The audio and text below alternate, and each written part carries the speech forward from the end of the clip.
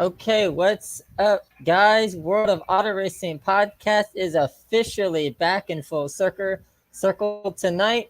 I am joined by not one, but three dirt racers from across the entire globe, or across the United States, shall I say. I have Robert Carson, Tony Rost, and Chasity Younger.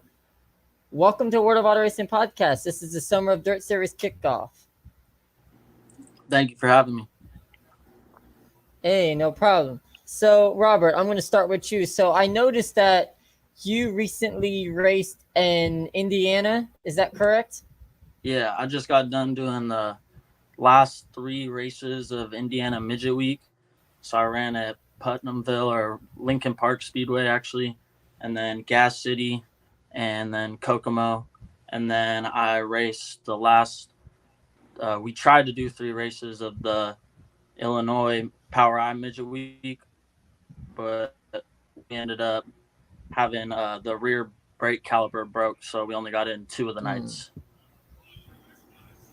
Okay, so that photo that you had sent me that I had posted, what year was that from the Nationals? Was it this year or when was that? That was, when you was passing last Rico? year from Chili Bowl National, so 2021. Okay, so so I've always wanted to know this. What's it like racing in Tulsa with thousands of other drivers from across the entire world of the United States? What is that feeling to race in those nationals? It's pretty unreal. The caliber of drivers that are there, just to even be in the building it's a special feeling just to be even a part of the race. So I always enjoy going. I'm hoping to go back this year, and it's just one of those. It's like one of those bucket list races that most dirt racers want to be a part of. So grateful to be to have been able to do that. Yep, and racing against guys like Kyle Larson, Christopher Bell, Austin Dillon, Ryan Newman, Rico Abreu, all these guys. That's pretty cool. And racing against Tanner Thorson, so that's pretty cool as well. Yeah, a lot of those guys are guys that I've looked up to just growing up watching. I used to watch my dad race and my grandpa race and my great grandpa raced, but a lot of those guys that I race with now I've also looked up to. So it's definitely unreal just to be on the same track with them at times. Yeah. That's pretty awesome. Tony, what about you? How did you get started in racing, and what was your most recent racing weekend like? Yeah, so our most recent weekend was at Knoxville. We qualified third and won our heat race from sixth, and then finished 10th in the main on Saturday. So that was a real solid night for us this weekend, and that bumped us up a couple spots in points. Now we're sitting 10th in points at Knoxville, and we hope to finish out the year strong there. So that was the most recent weekend. But as far as, when I got started and some history, so I started probably like a lot of kids racing go-karts when I was, 7, 8, 9 years old. Did that for a while.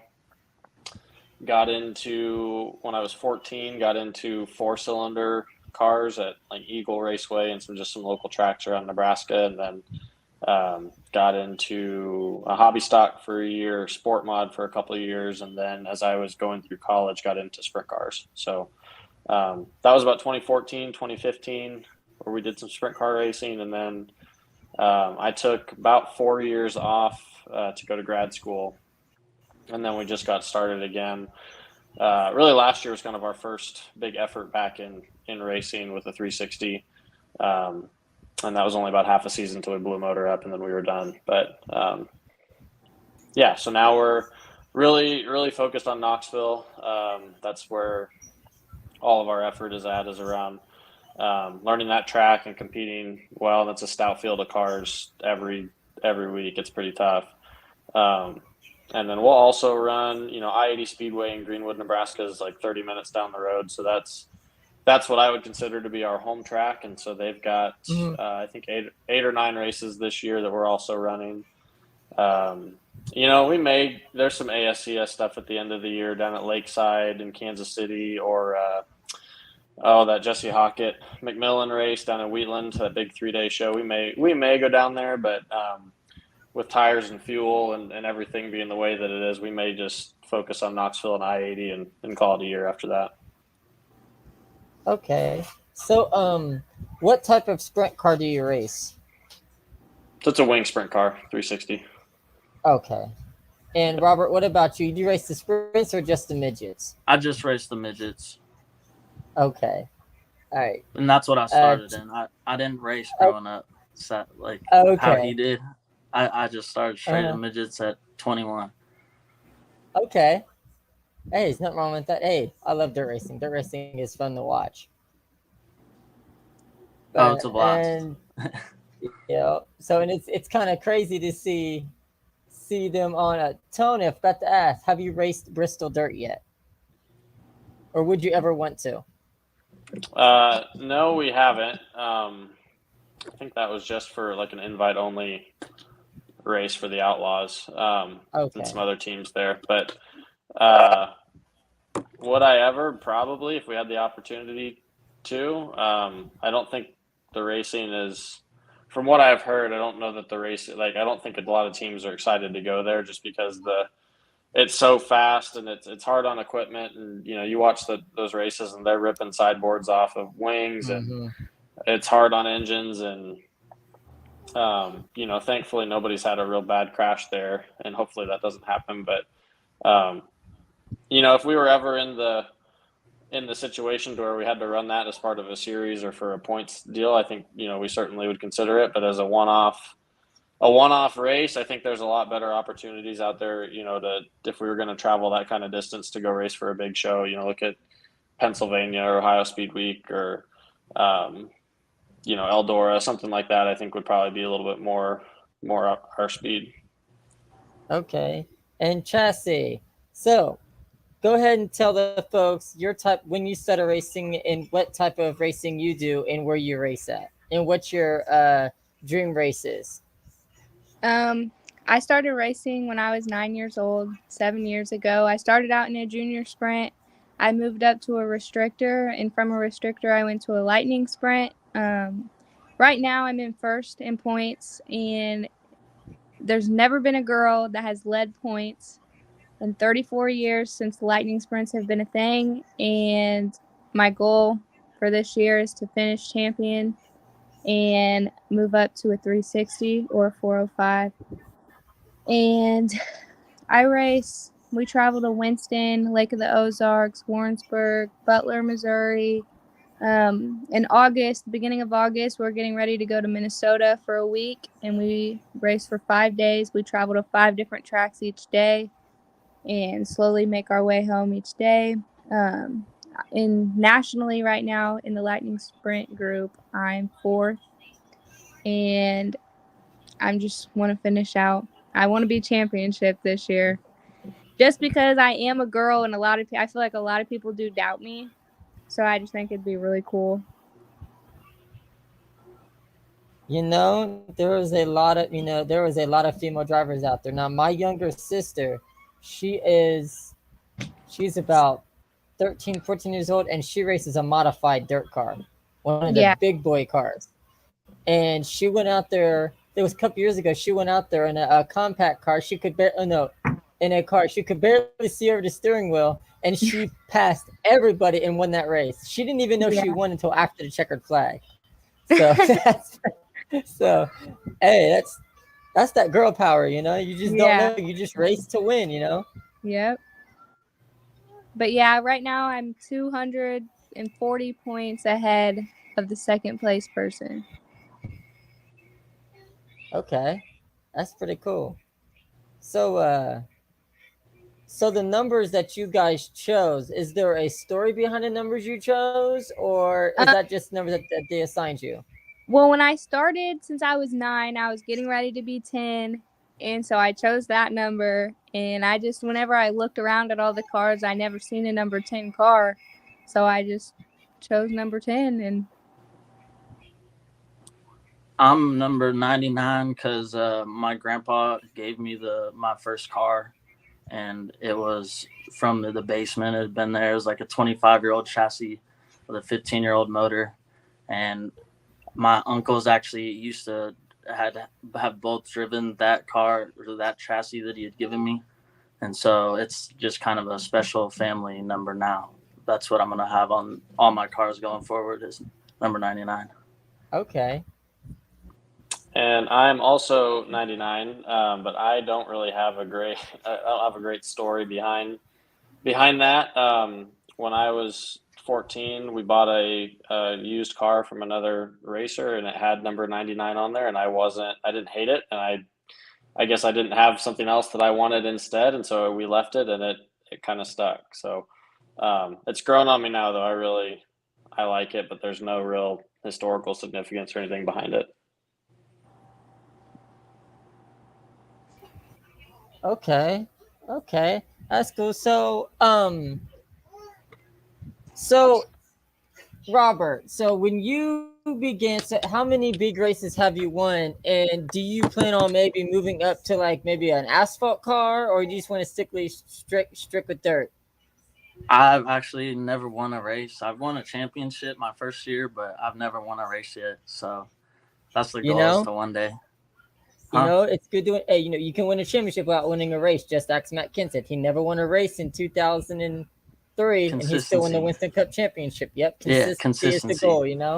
Yep. So if I can just keep getting better and keep learning and keep improving, that's the main goal, and to have fun.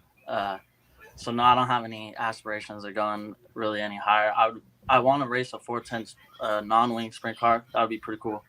But other than that, I'm pretty happy just racing the midgets and traveling across the United States and be able to do that's pretty special. So okay, is there any big any big track that you like any big track that you would love to race at one day? I feel like a lot of the ones on probably the national schedule, there's like a lot of cool little tracks. Like I know it was really cool to race Kokomo this last time because I've raced it a bunch on iRacing, and so to like be able to actually go there and race at it was like pretty cool. I know there's like Fairbury that they race at that's also on iRacing, so little tiny tracks I guess like that. Not necessarily like maybe other people's cup of tea or whatever, but those are the ones that I'm looking forward to. The couple that are on iRacing, and it was like the Chili Bowl's on iRacing. I got to race that in real life, so I don't know. Just to be out there is fun. It's crazy how people start from the iRacing and then they go and do the real thing and they're like, "Whoa, this is so much different." So I got lapped 3 times my first race, so there goes to show you that. That's okay. We all got to start somewhere. So it's okay. I've raced dirt before. I raced a go-kart in dirt. Let's just say I started out nice, and then my second heat came out of turn 4, slapped that wall so hard, damaged the side, and I bruised the inside of my rib cage. And I said, that's the last time I don't hit the brakes going 50 miles per hour. Yep. I turned right instead of turning left. I turned left instead of going right. So I know you got to turn right to go left. Yep. But Tony, what about you? Sorry, what was the question? Any big track that you let, other than Knoxville, any big track that you love to race to, or a big race that you race, or any races that you've won, stuff like that? Yeah, so I hope we get the opportunity to go to places like Eldora, Port Royal, Williams Grove, Volusia, some of those big racetracks, big races like Ironman 55, things like that. I think are definitely on the bucket list. One track that's fairly local to us would be Jackson, Minnesota, which is I've never been there, but they've got the Jackson Nationals, and they got some other even 360 shows up there.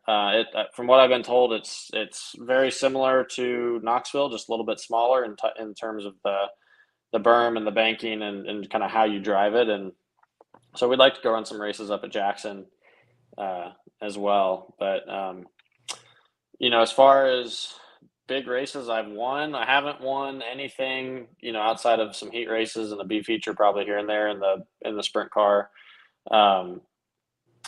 even running top 10 at Knoxville is saying something, right? It's a tough class, and you have to be. I mean, go look at if you pull the time trial results. I mean, if you're 2/10 off, that's the difference between third and 13th. It's tight. But back in the modified, we had a lot of success with that. Our final season that we raced that was 2013, and we finished, I think, second in the national NASCAR points that year. And we raced 25 nights, and I think we had 16 wins. Like, we won quite a bit. So we had probably the biggest. We won a qualifier night.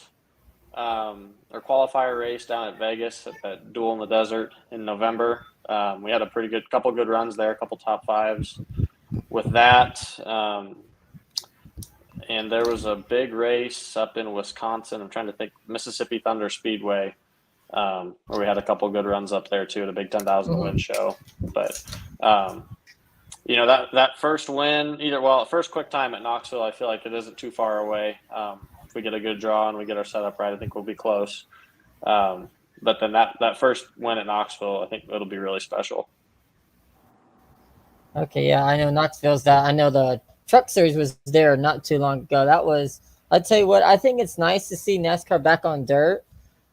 But I feel like they need to go to other tracks other than, like, 'cause I know they've been to Eldora, so Eldora's a good track. They went to Knoxville. See, I like the idea of the concept of making Bristol into a dirt track, but like you said, I think that track is not compatible for layers and layers of dirt, because you're going to have complete issues. I mean, sure, you can race it on a video game, but in real life, it just don't work out. So do you? Yeah, and I think.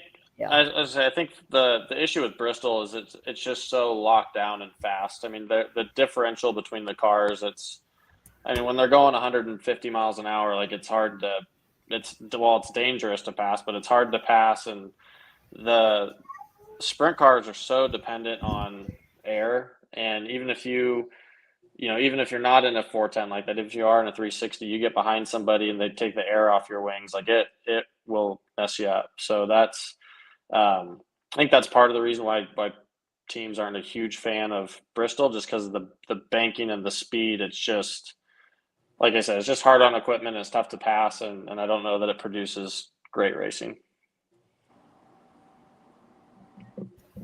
Do you ever do you ever plan on going into the World of Outlaws series if you was to be invited to race for the NOS Energy series?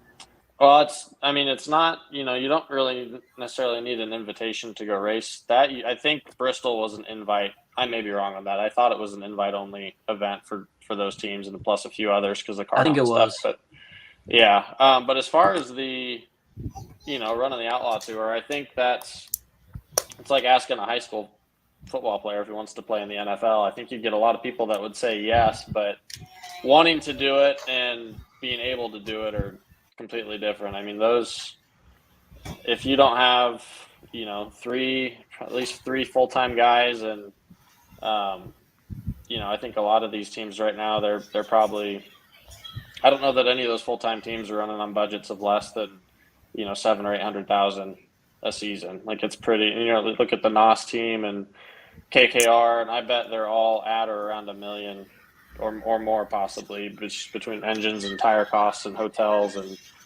payroll. Like, it's not even to go and, just to get up and down the road and run mid-pack or run in the back is still going to be really, really expensive, just for how much equipment you need to get through it. So, I don't know that we'd be ever in a position to go there and compete and do that, but I definitely think we'd be hopping into some outlaw races here. Once we don't even have a 410 right now, but I think down the road, once we have an established 410 program, I could see, going to Lakeside or going to certainly Knoxville, Jackson, some of these other tracks, picking up with the Outlaws when they're close. But that's a whole different ball game than running the full point series with them. Okay. And Chastity, do you hope to work your way up through the dirt racing series and maybe race, I don't know, maybe a late model sometime, or you just want to stick with like the sprints? I'm gonna stick with sprint cars. But I did also race at the Tulsa Shootout when I was 11 and made it Oh, all the way okay. to the A main. But yeah, it is a very fun experience. Just the energy in that building is crazy. But whenever we get back from Minnesota, I'm hoping to be higher in that national points. But next year, our goal is to move up to a 305 or a 410, just because I feel like I've drove this car for 2 years. If I do win championship already, there's no point for me to race in that class again. I might as well move up and start something different. But I don't know. I'm excited Okay. to see where it's going to take me just because I am so young still. I have a long ways to go. But you're on the right track. You got your foot in the dirt. You got Yeah. yourself when you raced out one of the biggest events, the Tulsa Shootout. Nothing can Yeah. compare to that. Just like Robert, he competed in the Chili Bowl. If you compete in the Chili Bowl, you're pretty much all set, unless you want to race Eldora and race in their big events. But you have a long. I think the more you succeed, the higher you get, and the better you get. You never know. You may have some big name teams knocking at your door, like, hey, do you want to come drive Right. for us? Do you want to move up to this series? Same for Robert and Tony. You keep doing the way it is. This big guys are gonna be like, hey, we have a spot for you. Are you interested? So keep up the good work. That's the ultimate dream, is to drive for somebody. That's Yeah. for sure. Yeah, it's like I've interviewed drivers in the past, and I've recently interviewed ARCA drivers, Christian X from the NASCAR truck side. I've interviewed Ward Burton. A lot of those guys, they started somewhere and then they made it to the big top. So I think you guys can keep going with that. But so Robert, did you race in the turn have you raced the turn 3 track at Indianapolis Motor Speedway yet? Oh, I'm about to do that in August of this year for the first time. Okay, So is that when they're holding that annual yeah, event? the BC 39. It's gonna be August 3rd and 4th. So I'm looking forward to that. That's my Okay, next I know. scheduled race. Okay. Yeah, I know I had seen where you was you driving like one of those old was you driving one of the legend cars there or No, at it's the track just or it's a midget. It's a okay. No. spike chassis.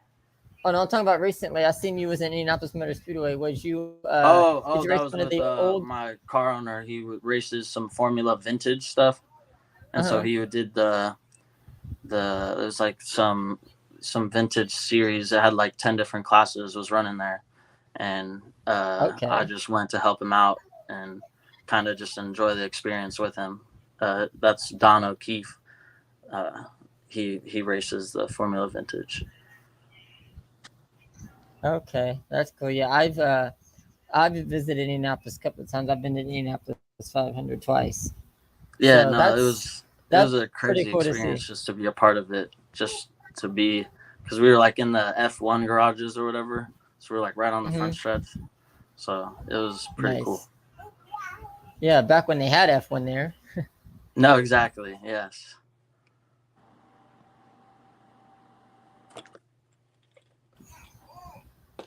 But so Tony, you mentioned you raced modifieds. What made you want to switch to sprints and not race modifieds anymore? Yeah, so that's a good question. So similar to, well, we had that 2013 season where we kind of won a lot of races that we showed up to, and it kind of felt like, all right, I don't need to do this again. We didn't win. We almost won the national championship that year. We were actually 1 point short, which hurt, but I didn't really feel like I wanted to do that all over again. Felt like we kind of peaked peaked there and it was time for something new. And, so then you're looking at, do we go late model? Do we go sprint car? Do we do something else? Like there's a lot out there, midget, there's all kinds of stuff that you could do. And I ended up going that, the Chili Bowl before that season, I went down there with some friends just to watch my first time going to the Chili Bowl and really being around open wheel cars like that. I'd seen a couple sprint car races here or there, but I really started to fall in love with the open wheel community. And even though it wasn't wing sprint cars, it was still, a lot of teams that will jump in and do that. And just walking through the pits and seeing the haulers and seeing the pit mules and all that stuff that you don't see at a local modified race, I thought was really neat. And the atmosphere of Chili Bowl is just, it's second to none. And so that kind of caught the bug for open wheel racing. And then, we had that really good run throughout that modified season in 2013 and got to the end of that and found that there's a team in Texas that sold out. They had two 305s and a couple cars and a bunch of parts and stuff. And so we ended up buying them out and get started with the Race Saver car at Eagle. And that got started from there. And then we did a little bit of non-wing stuff and then got into a 360. Okay. And guys, I'd like to welcome I'm going to introduce you guys to my co-host here, Justin. Justin, this is Robert, Carson, Tony Rost, and Chasity Younger. How's it going? Pretty good. Sitting outside in the Florida heat.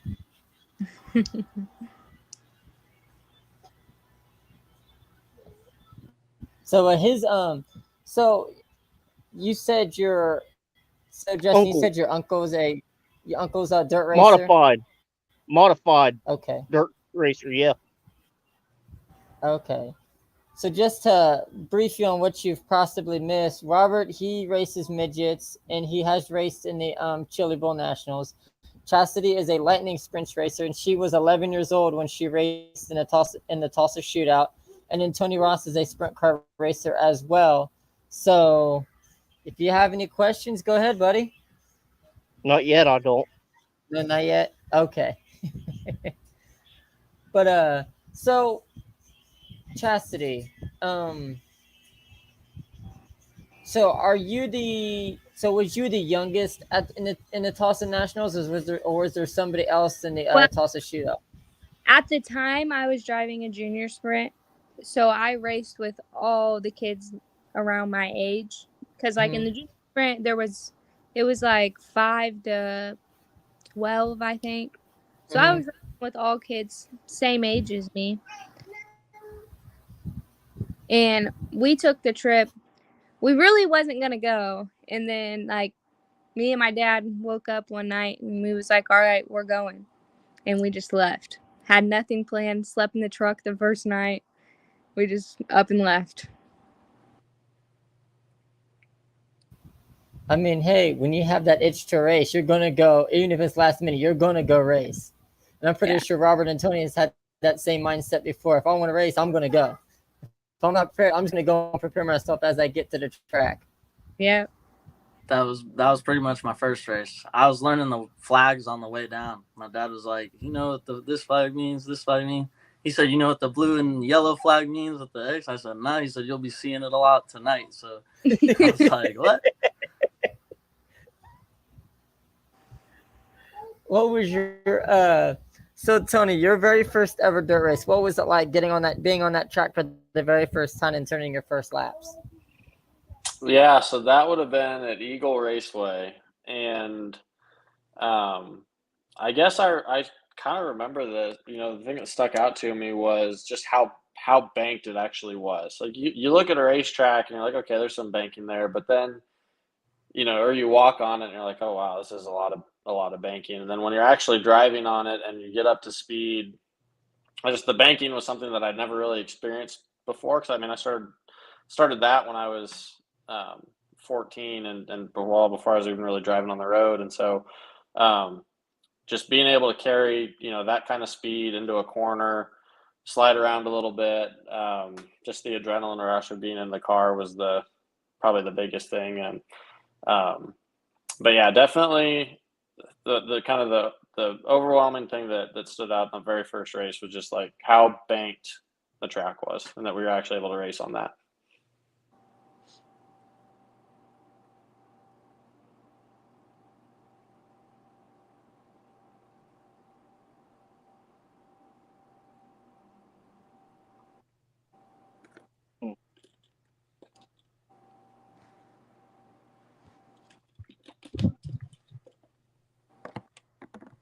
I guess he'll be back in a minute.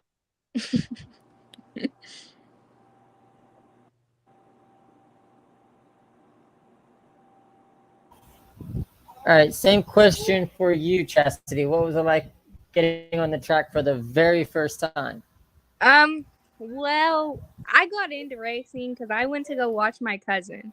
And I told my dad, I was like, I want to do this. Like, I want to drive a car.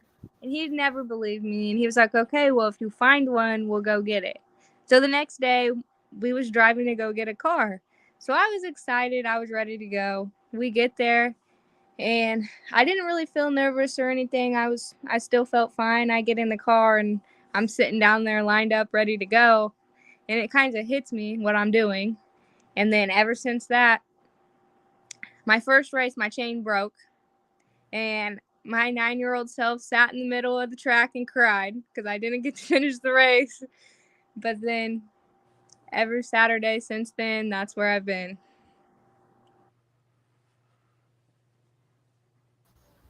All right, and same for you, Robert. First time you step on that racetrack to get ready to race.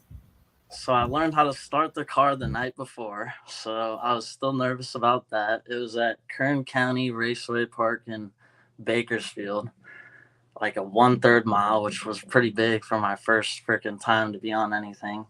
And I just remember as like you're sitting there in the staging lane, like my dad and my uncle, they're just like, good luck, have fun. And just that feeling when they walked away, just sitting there with your own thoughts. And I'm just like, oh boy, you're about to be doing this. This is real. And then pretty much, yeah, the whole night was, I thought I was going fast. It really wasn't.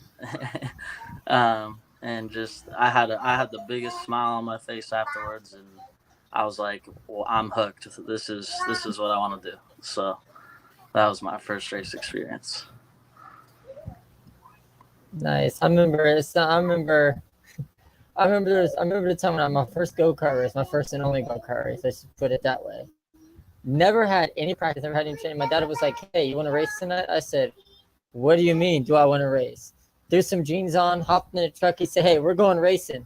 I hit that car the first time, and I said, "Am I really about to hit this track?" Hit that track, and I took off, and I said, "Well," I spun a little bit, and I said, "Okay, I got to do." When I came off the track, I forgot to hit the brake, and I literally flew up over the exit ramp, and I'm like, I'm going to end up tearing this car. So let me just slow down because I got too excited, So the second time I go out, he said, "Hey, you drive too slow. I'm going to pull you off the track." So I started slow. I was like, I'm catching speed.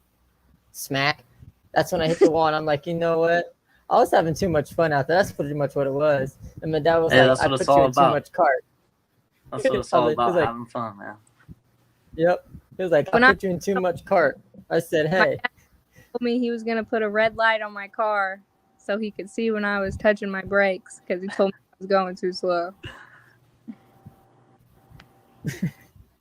Hey, that's the thing about racing. It's all about having fun. Sure, you want to get competitive, okay, but you're just out there having fun, doing what you love to do it and stuff. I've been a racing fan for going on, actually, this is my 25th year of a racing fan. I tell you what, started following it when I was 5 years old, and I tell you what, if I ever had the opportunity to actually race one day, I'll go do it. Even if it's for one night, I'll do it. Like, you give me a car, suit me up, I'm going. I'm going to take off.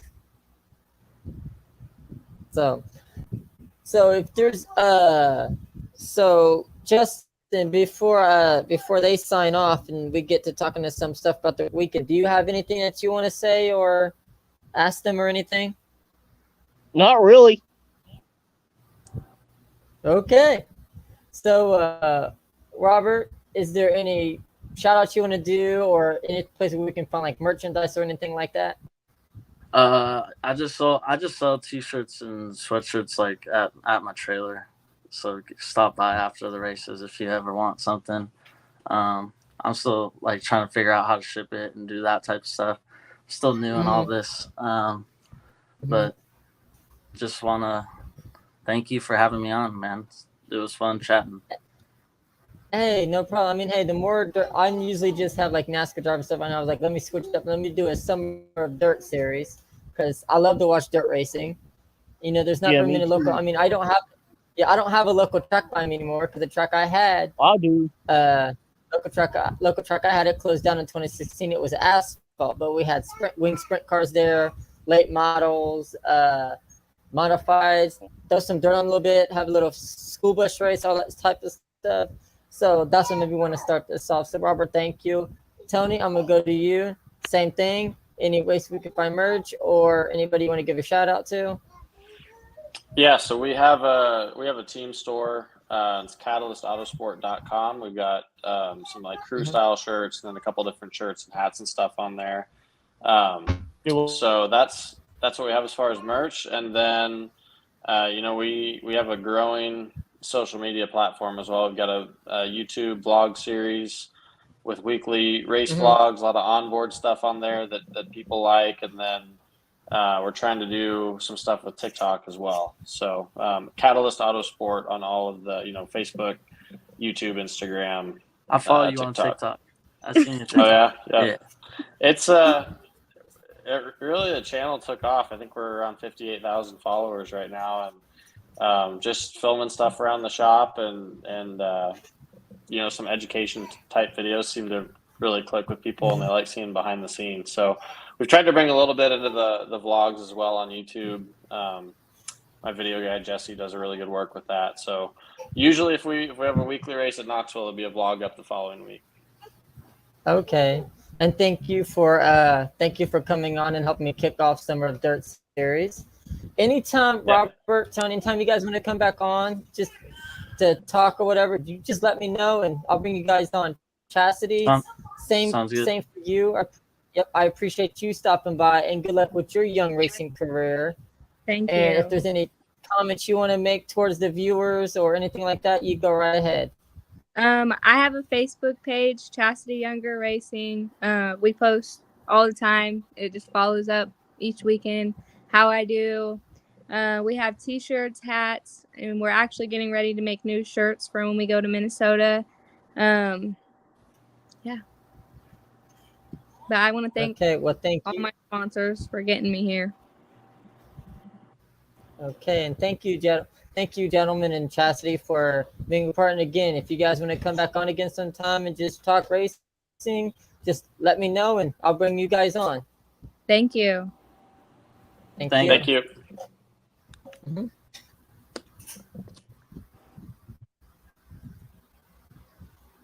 All right, Justin, how you been, buddy? Yes, sir. It's been forever. I'm good.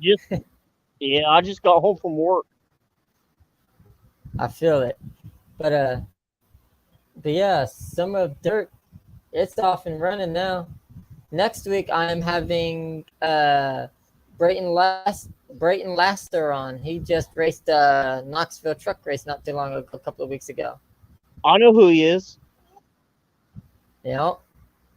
But did you see any racing over the weekend?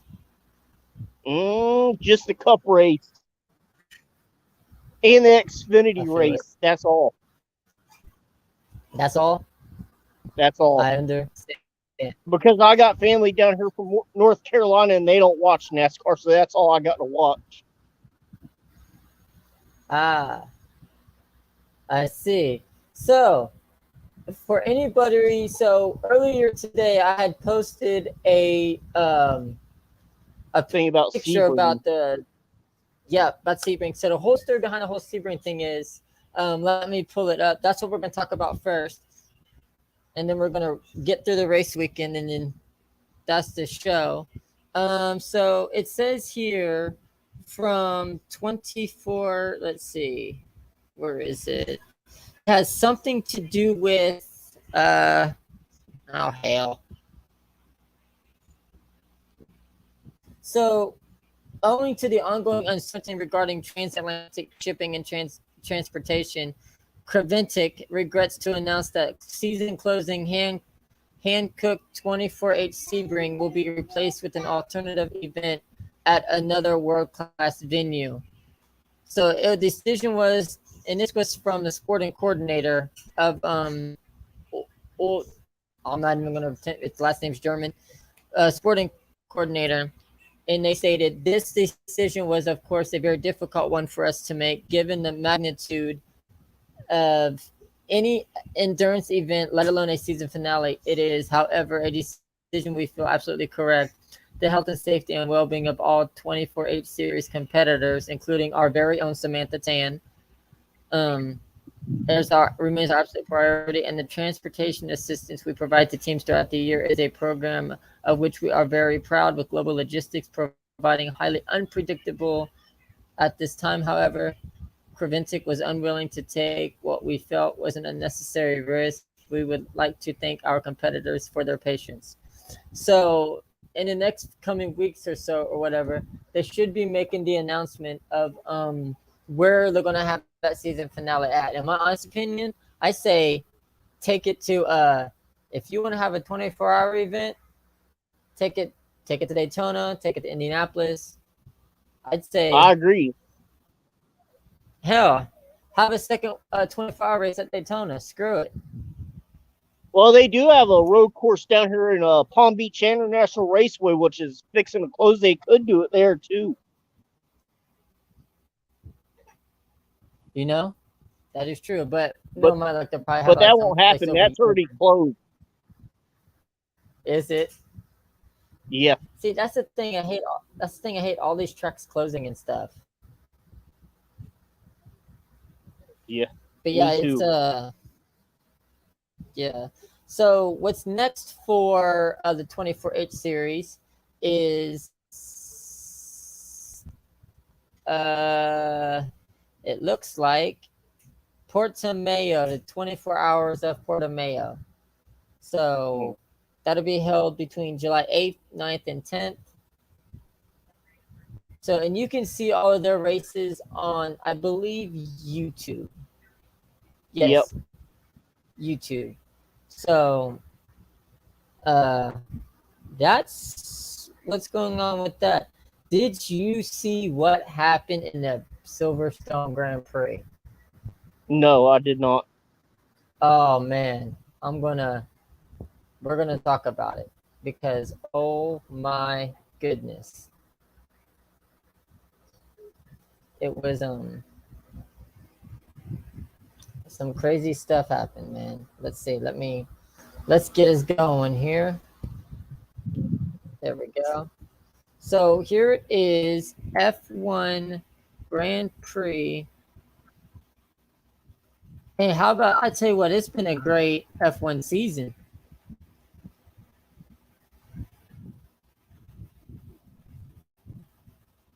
Oh. What's up?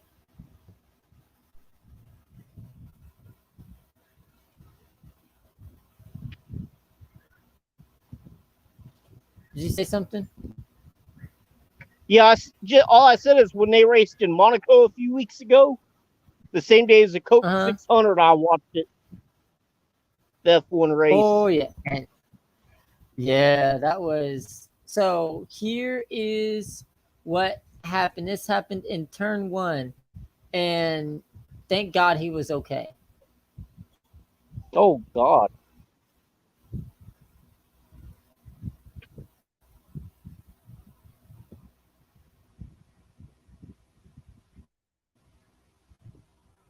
Joe Guanyu starting in 9th place, the red and white.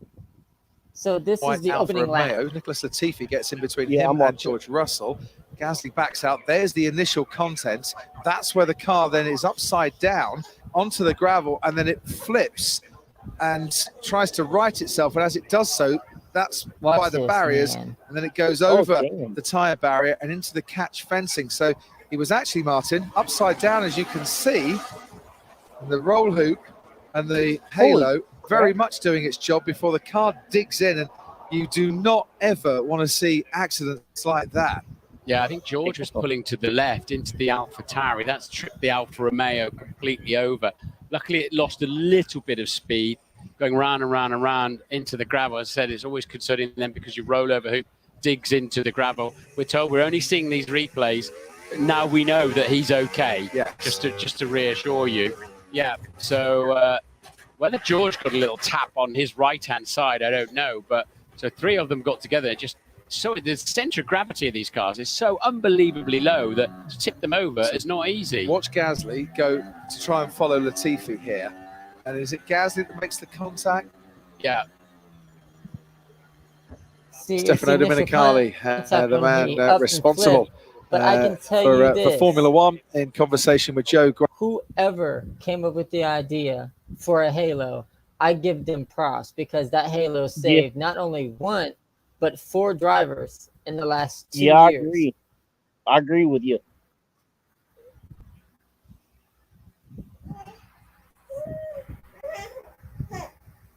And Carlos Sainz actually finally got his first career win in F1. Mick Schumacher is also starting to have a race. Is starting to have a good run so far this season. And Lewis Hamilton has had his 186th podium finish. I tell you what, but that crash, when I heard about that crash, it's scary. It's like, it's almost like these cars are getting faster and faster, it seems. But it's like I said, if it wasn't for that halo, we could have lost not only 1, but 2 drivers. 4 people, It's the same with IndyCar side. They throw a visor. I kid you. I'm gonna tell you this: if they would have had that shield or whatever, Dan Weldon would still be here today. But I agree. And I have to give it out for all of these safety features that all these F1, IndyCar, NASCAR, all those other races series out there. I have to give them props because they are out here making safety changes. They are saving drivers' lives. Honestly, the last major driver to die in a race was obviously Dan Weldon in 2011. But not only, it's been Dale Earnhardt was the last NASCAR driver to die in a race. So I have to give props to what's his face? Jason Leffler too. Yeah, dirt car. Yep. Yeah. But I tell you, I have to give props to everybody in all of safety features. Thank you for making these cars much safer. And people who thinks the halo and visor on these Indy cars and these cars are stupid, how about you just take in consideration, you may not like it, but the other drivers like it because it's for their safety. Yep. And because it could have been a lot worse, to be honest with you. So your results of the 2022 British Grand Prix, Carlos Sainz finally gets that first win, and he also got his first career pole. My boy Sergio Perez finished second, Lewis Hamilton third, Charles Leclerc fourth, Fernando Alonso fifth, Lando Norris sixth, Max Verstappen seventh, Mick Schumacher top 10 finish. He finished 8th, Sebastian Vettel 9th, Kevin Magnussen 10th, Lance Stroll 11th, Nicholas Latifi.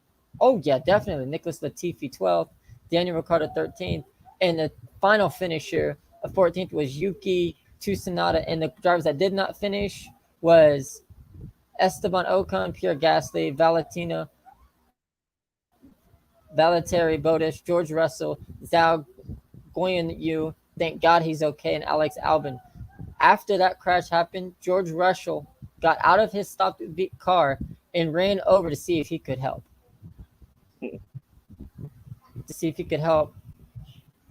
Because he says he cares about his driver, he cares about his fellow competitor's safety. And George Russell is that type of driver that would do that. So I say props to him.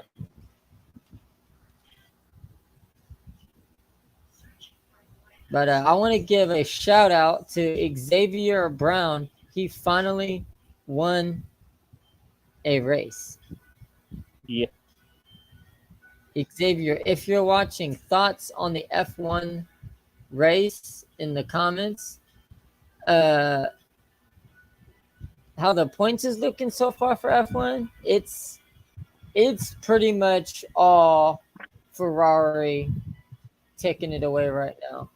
But believe it or not, this race was the first time that the race winner was not Verstappen or Perez of Red Bull Racing. Red Bull Racing has won almost every single race this year.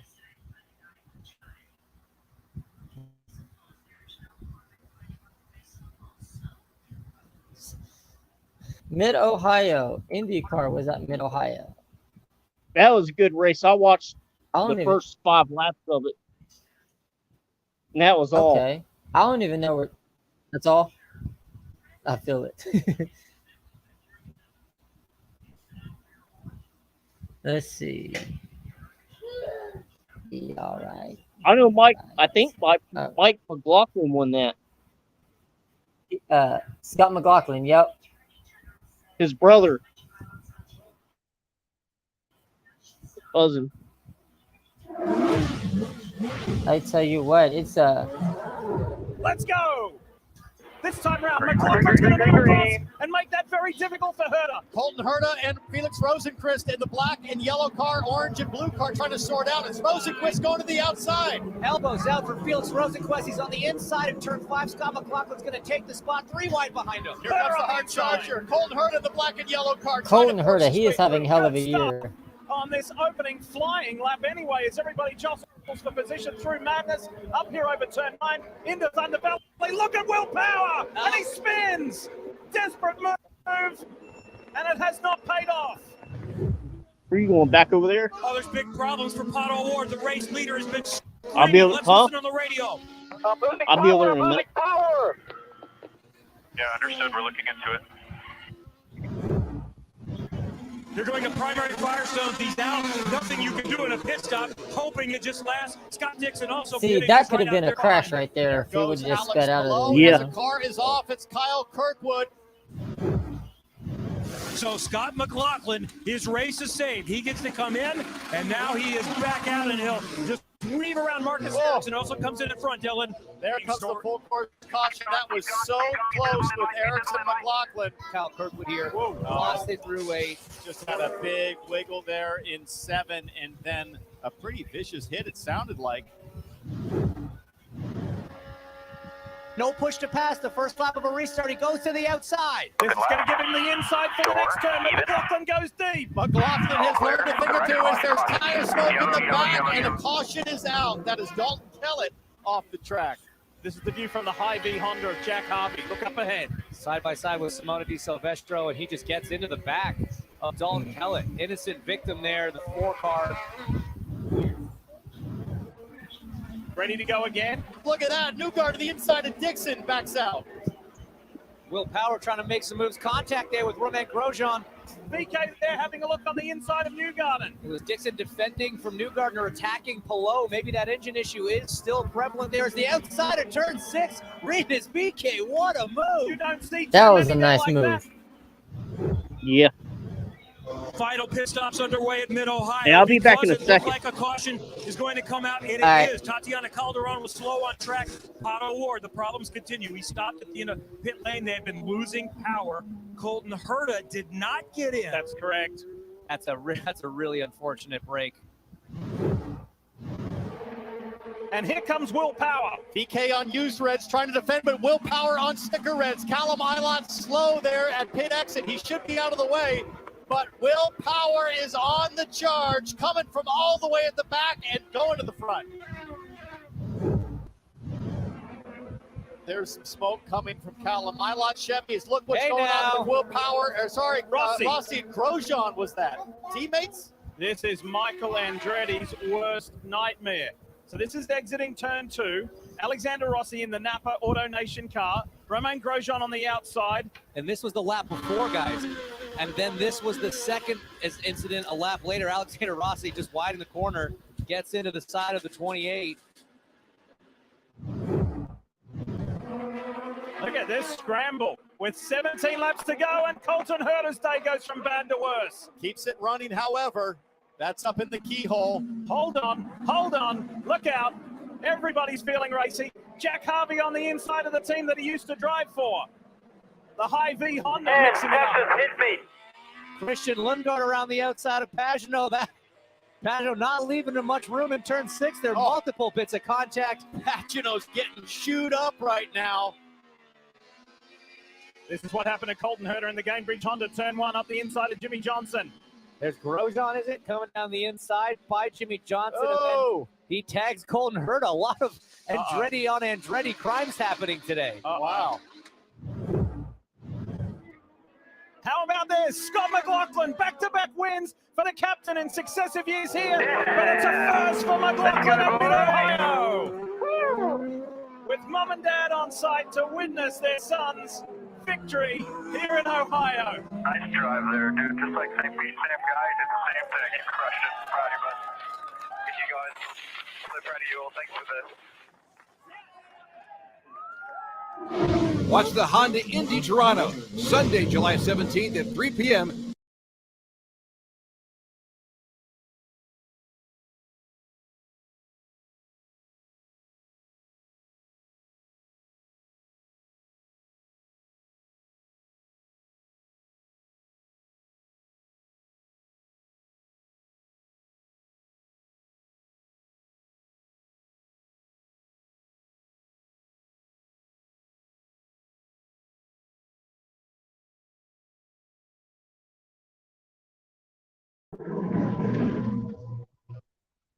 I'm back.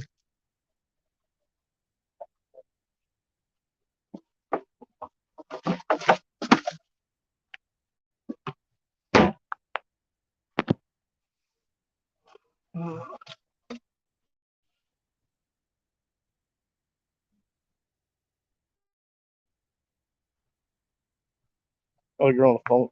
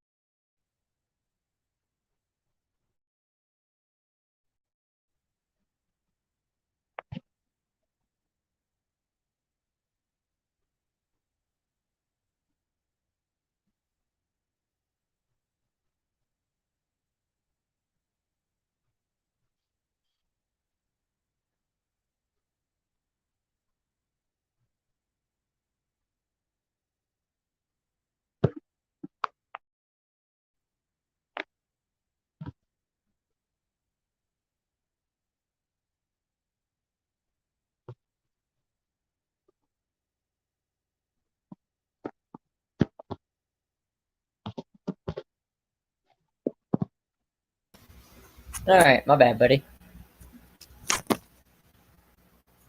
So, you're good. You're good.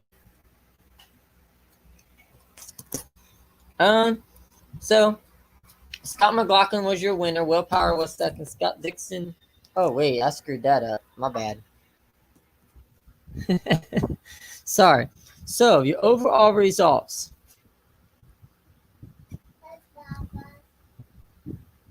Maybe. Okay. Scott McLaughlin was first. Alex Palou second. Will Power third. Renus VK fourth. Scott Dixon fifth. Marcus Erickson sixth. Joseph Newgarden seventh. Hello. Castroneves 8th, David Malukas 9th, Simon Pagenaud 10th, Charles Lagarde 11th, Graham Rahal 12th. Not bad for the hometown boy. No, not bad at all. No. Connor Daly 13th, Takuma Sato 14th, Colton Herta 15th. Jimmy Johnson finished 16th on a road course. Holy shit. Damn, that's good. That's good. His best road course finish yet. Good job, Jimmy. Yeah. Delvin DeFrancisco 17th, Simona Di Silvestro 18th, Alexander Rossi 19th, Jack Harvey 20th, Roman Grosjean 21st, Dalton Kelton 22nd, Callum Ulick 23rd, Pato O'Ward 24th, Tatiana Cauldron 25th, Kyle Kirkwood 26th, and Felix Rosenquist 27th. But 16th for Jimmy Johnson on a road course. Way to go. I heard some stuff about Jimmy. What'd you hear? That he's waiting to come back full time for Hendrick Motorsports next year if there's a ride that opens up. Actually, no. That's actually for he wants to race at Le Mans, and he wants to race for Hendrick and Le Mans for the 24. Oh, okay. Yeah, because they have that modified next year, and next year's Le Mans 24 hour. If I had the money, I'd go to Le Mans to see that.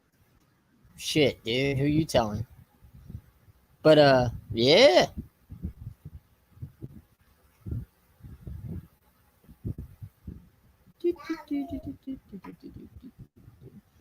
Did you watch the SRX?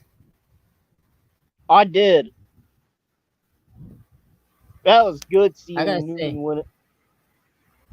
I gotta say, props to Newman. He did a hell of a job. Oh, yeah. Yes. Here's the final laps of that race. 7 laps to go, Alan. Inside. Now. So I like how 7 to go. Newman was sitting in second behind Marco Andretti. Really good front grip. Yeah. And then look, Justin Marsh was in this race too, filling in for Helio Castroneves. Yeah. IndyCar. He was. They bump, they bang, side by side. Can we please have Alan Bestrick back for NASCAR? I wish we could, but he won't do it.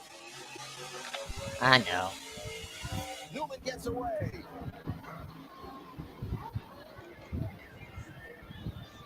Paul Tracy in third, looking.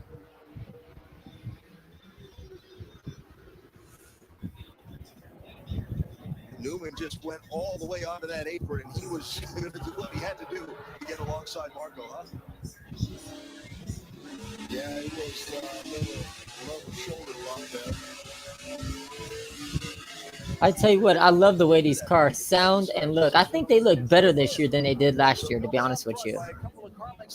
I agree, they do. It's like, wow. Newman really hooked up, Al. He really hooked up. He can stay right down on the bottom, come off, no slip, no slide. 3 laps to go. Ryan Newman, Whoa. the 2008 Daytona 500 winner, the 2013 Brickyard 400 winner. They called him Rocket Man. He had 51 career pole positions in NASCAR competition. That's 9th all time. Yeah. He crosses the start-finish line here with 2 laps to go to become a winner in the Superstar Racing Experience. Where are they at next week? Tracy 3rd, Stewart 4th, Labonte 5th. Still a pretty good fight. I'm not sure. But it's all going on pretty well behind these two. White flag is up. Oh, Nashville. Is 1 lap away from a win at Stafford. Oh, I'm gonna go to that. Yeah, he's got Nashville Fairgrounds. Yeah, I'm gonna go watch that. On Marco. Hey, goes to show you, Newman still got it. Yeah, I'm trying to figure out how that happens when I'm going to Atlanta this weekend for the Cup race. Oh, you are? Damn. Yeah. I'm leaving out. I'm back in Florida for a few days Nice. because of the holiday. I'm leaving out here Wednesday or tomorrow. Mm-hmm. So, your final results from SRX Stafford: Ryan Newman, Marco Andretti second, Paul Tracy third, Smoke Show Tony Stewart fourth, Bobby Labonte fifth, Haley Deegan sixth, Ryan Hunter Ray seventh, Matt Hirschman eighth, Justin Marks in car number 99, go figure, finishes ninth, Greg Biffle 10th, Austin Bill from Dawson Bill 11th, and Mikey Waltrip 12th. Haley Deegan wasn't in it because I could have sworn I seen her name. So, and next week they 6th. She finished 6th. She was in number 5. Oh, gotcha. So yeah, they are at Nashville. They are at Nashville Fairgrounds next week. I'm trying to figure out how I'm gonna watch that and go to the Cup race. But the Cup race is Sunday, so I'll be able to make both. A lot of fucking traveling for me. I love the new. I love the new Atlanta. Yeah. All right. So let's get okay. So we're gonna talk about the couple of NASCAR races, and that's the show. All right. So we had NASCAR Camping World. Not the trucks. Camping World Xfinity. Lord help me. Xfinity. NASCAR, Shit, that was NASCAR good. Xfinity and trucks. We're going to start with the Xfinity. Ty Gibbs passed Kyle Larson to win that race. A clean Great pass. move. Clean ass pass. So your final results for the NASCAR Xfinity Series race at Henry 180 at Road America. Ty Gibbs first, Kyle Larson second, Josh Berry third, Austin Hill fourth, Brandon Jones fifth, AJ Allmendinger sixth, Riley Hurt seventh, Noah Gragson, so much shit going on with him, finishes eighth, Jeremy Clements ninth, Ryan Sieg 10th, Preston Pardus 11th, Justin Allgaier 12th, Josh Bilicki 13th, who took the sign with him across the track, Andy Lally 14th, Alex Labby 15th, Bailey Curry 16th, Josh Williams 17th, John Hunter Nemechek 18th, Patrick Gallagher, whoever the hell that is, 19th, Sam Mayer 20th, Jeb with the B 21st, 22nd is Jesse Uigi, Anthony Alfredo Sauce 23rd, Sammy Smith, ARCA driver 24th, Cole Cluster 25th, Miguel Paludo in the 88, 26th, Sheldon Creed 27th, Chris Dyson 30, 28, Daniel Hemrick 29th, Tyler Reddick. We'll get back to him shortly. 30th, Sage Karam 31st, who is also an IndyCar driver, has raced for America before. Landon Castle 32nd, Matt Snyder 33rd, Brandon Brown 34th, Brett Moffitt 35th, Joe Groff Jr. 36th, Ty Dillon 37th, and Will Rogers 38th. So, what's this thing with Noah Gragson? Shit, that's messed up.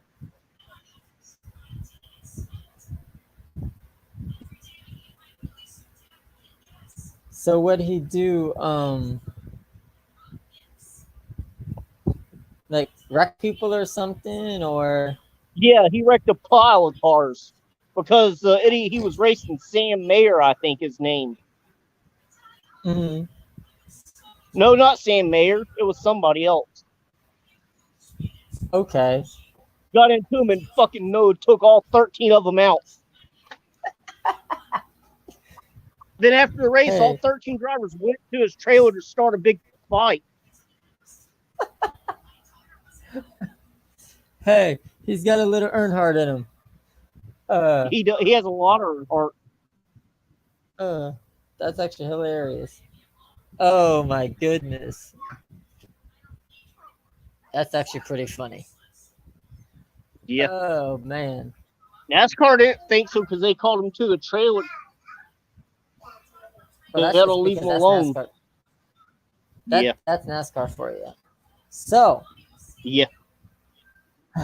Quick Trip 250. So for the first time in his NASCAR Cup career, Tyler Reddick finally gets that first win, giving us 13 different winners. Yeah.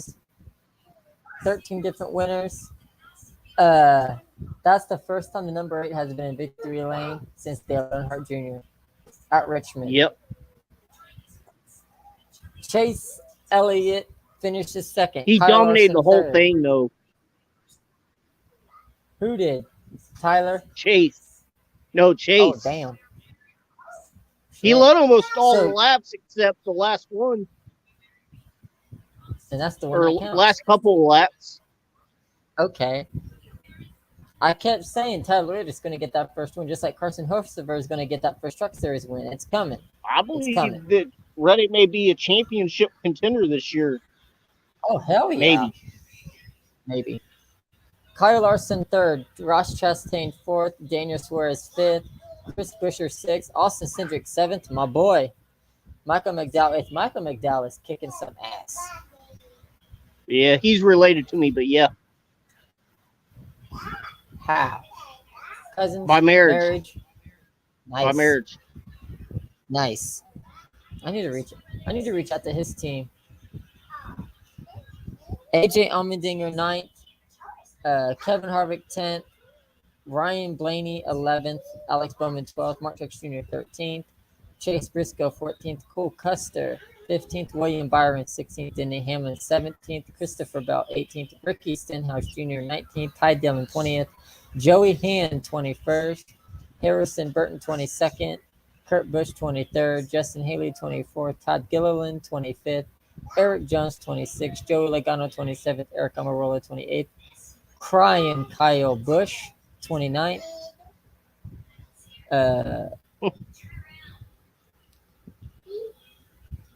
Kyle Tilly 30th. Austin Dillon 31st. I don't even know who the hell that is. Me neither. Cody Ware. Who? Cody Ware is where? 32nd. Brad Keselowski 33rd. Corey LaJoie 34th. Bubba Wallace 35th. Josh Bilicki 36th. And the new guy, the new team, car number 27, Loris Hesman 37th. Yeah. Bubba Wallace ain't having the best time of his year right now. It's his crew. It's his crew chief, Booty Barker. Mm-hmm. That's why Booty Barker didn't have That's a job why when for a Booty while. Barker was Michael Waltrip's crew chief, Michael Waltrip fired his butt. Exactly. Exactly. He needs to, Denny Hamlin's crew chief or somebody. Mm-hmm. Chris Gayhart. So, oh, yeah. So, my question is, will we get 16 different winners this year and have an entire 16 drivers that earned their spot in the playoffs? I think we will. I think so. I think so, too. So, I don't know. There's a lot we got Atlanta coming up. I think I would love to see Ty Dillon win a race and take that 42 back to victory lane. Me too. I like to see Eric Jones win Atlanta. Oh, hell yeah. I mean, Atlanta, and bring that 43 to victory lane. Dude, could you imagine? That's the track. That was the track where Richard Petty raced his last race. So, yep. Obviously the old figure configuration, but lots of guys out there still ready. I would love. There's to Atlanta, see them. Pocono, Daytona coming up, right? Mm-hmm. Yeah. Yes. They need to put Daytona They're racing back Pocono to July 4th. on my birthday. They need to. Nice. They're racing Pocono on my birthday this year. Nice. I just found out. Nice. But I think, in my honest opinion, they need to put Daytona back in July, back to July 4th weekend. I like agree. It used to be. Like it was stupid just to take it. It was stupid to take it away. Yeah. Oh hell, we But got a honestly, road course coming up too, Indy. Yes, we do. And Roger Penske said next year he's turning the Cup cars loose on the oval again. That's good. I don't like them racing on the damn road course at Indy. So I think prefer what going his around the plan, oval. So his plan is to actually have two Cup races at Indy, one on the road course and one on the oval. He wants to try something different next year. Yeah, that'd work. It would. But so I guess there's a lot of discussion that it might be done that IndyCar is headed to Daytona for the road course. I heard that too. Roger Penske's trying to put it together. Hey, if he does it, hell yeah. That. I'm going to that sweet. If they do. Shit, that'd be sweet. I'm 45. Where my parents live, where I'm at now, I'm about 45 miles to Daytona. I'm going to that. Right? But there's still a lot of season left. Yeah. So guys that hasn't won yet this year, who do you think? Do you think Bubba Wallace will finally get a win this year? As long as this team doesn't keep screwing up. I hope he does. Either him or Todd Dillon will get a win. Mm-hmm. Let's see. So the guys that has not had a career win yet, there's not very many left. I'd like to see Corey LaJoie get up there and get a win. Oh, hell yeah. Especially Daytona, where his dad, Randy LaJoie, raced his last race at. Oh, hell yeah. I tell you what, it'd be sweet. I think I like this idea for a rotating all-star race. I would love to see the all-star race at Daytona. Me too, but I don't think that'll never happen. I kind of liked the way they had the all-star race at Bristol. I kind of liked that. I thought that was cool. I'd like to see it at Daytona on the road course.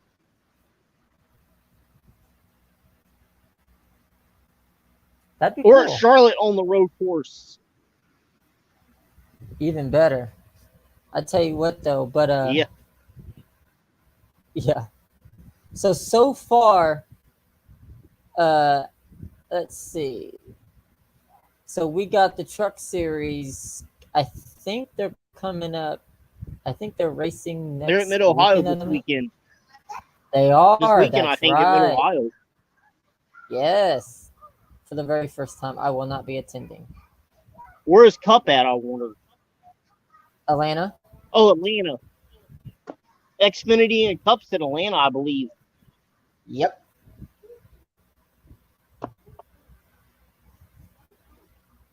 Yes, they are. Yeah, because remember, Atlanta replaced Kentucky Speedway. So the Quaker State 400 is Sunday, July 10th. And then you got the Truck Series Mid-Ohio at 1:30 on Saturday.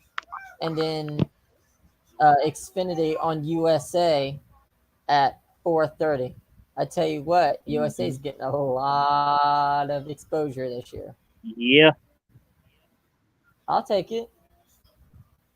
I heard they're not going to go back to California again. Just Fontana, whatever the hell it is out there. They're not, no. But they're tearing it down, is what I was told by a buddy of mine who it's going to be a storage facility. No, that's Chicagoland. That's what I meant. Chicagoland is what they're doing.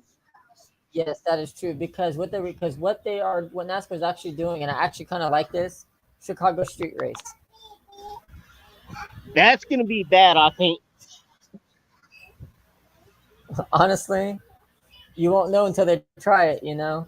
When are they going to run it? This year sometime? Next year. No. The plan is to race it next year. They want to try something because, honestly, I feel the route that they're going with these new cars. I love it. I'm gonna be honest with you. I think it's great.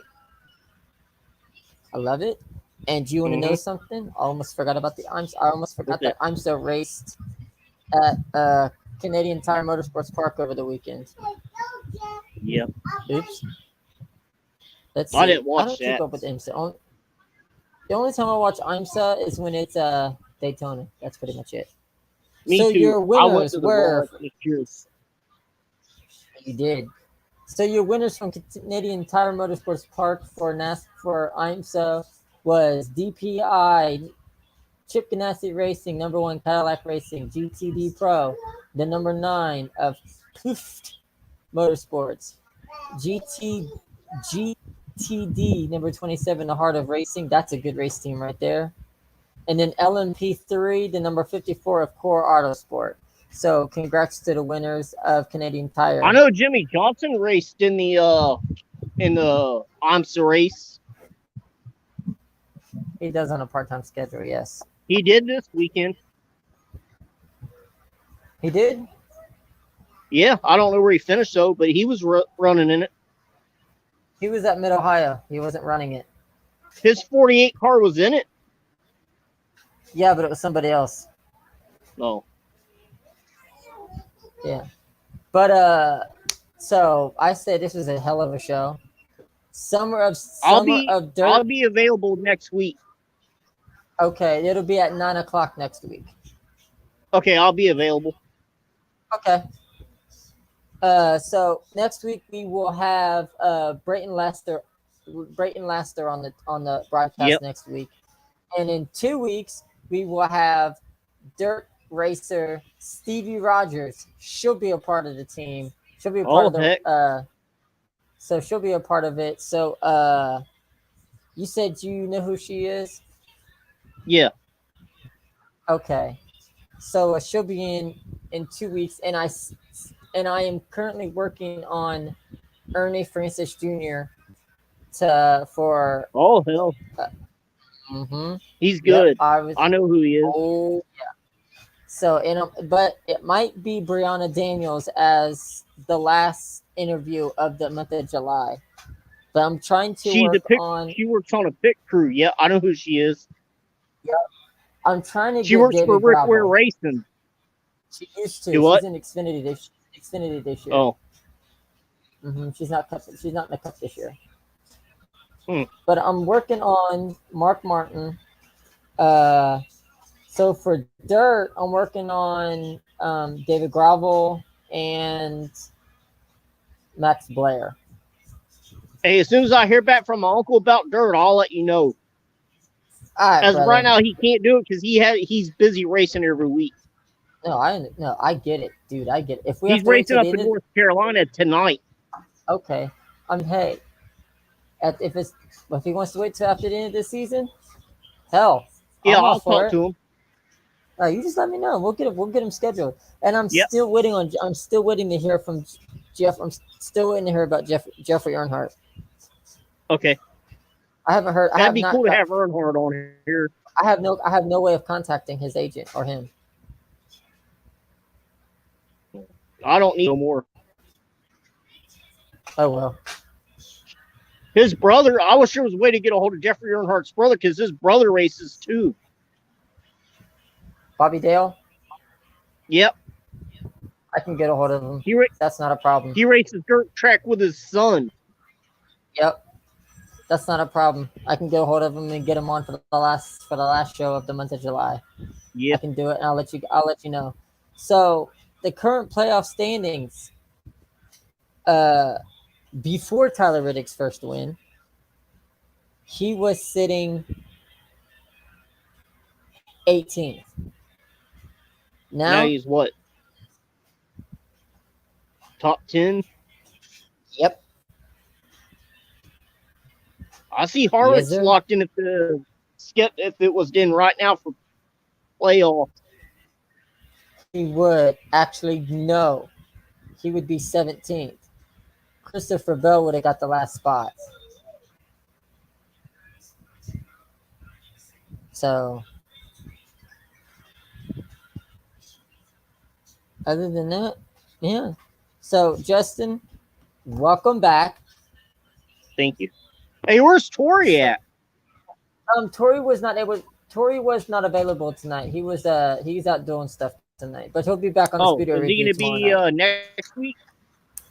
He should be. Yep. All right. But yeah, and the Speedway reviews tomorrow night. He'll be on that.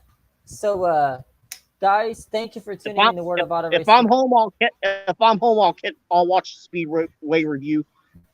Okay, cool. I work till 10 o'clock tomorrow night, but I'll try to watch it. Okay. Tell you what, I'm having fun. We have ARCA driver John Garrett on tomorrow night. That reminds me, I gotta advertise him. I'll definitely watch it. That reminds me, I gotta advertise him. Oops. But Justin, you have a great night, guys. Thank you for tuning in. This is World of Auto Racing Podcast. I'm Jordan Balasico. Good night, everybody.